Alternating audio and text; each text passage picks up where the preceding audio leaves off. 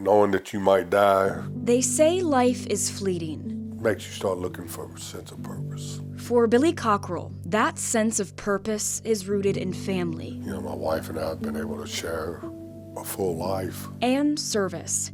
Cockrell would have been part of Moore High School's first graduating class, but left school early to join the Army. When I turned 19, I volunteered to go to Vietnam, and I was one of the last ones there. The thing that made it so hard for the Vietnam veteran was that you come back alone.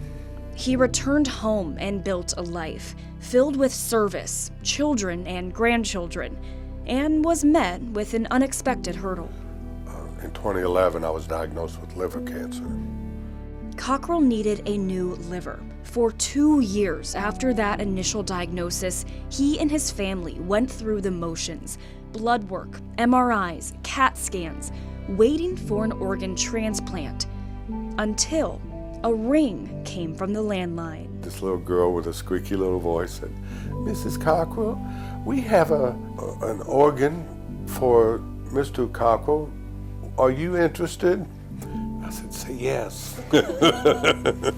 Say yes. 6 hours to pack their bags and get to Vanderbilt University Medical Center to receive the gift of life. I had all the faith in the world. 12 years have passed since the transplant. Years filled with walking his daughter down the aisle, holding his grandbabies, and celebrating milestones.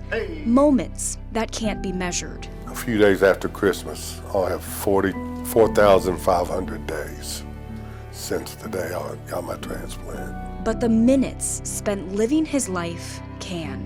Faith doesn't come easy. A sense of purpose, something Cockrell started looking for years ago and ended up finding all around him. Be in the present moment. You know, if you're afraid, you're in the present. If you're anxious, you're in the past. I know I've mattered, and that's good enough for me.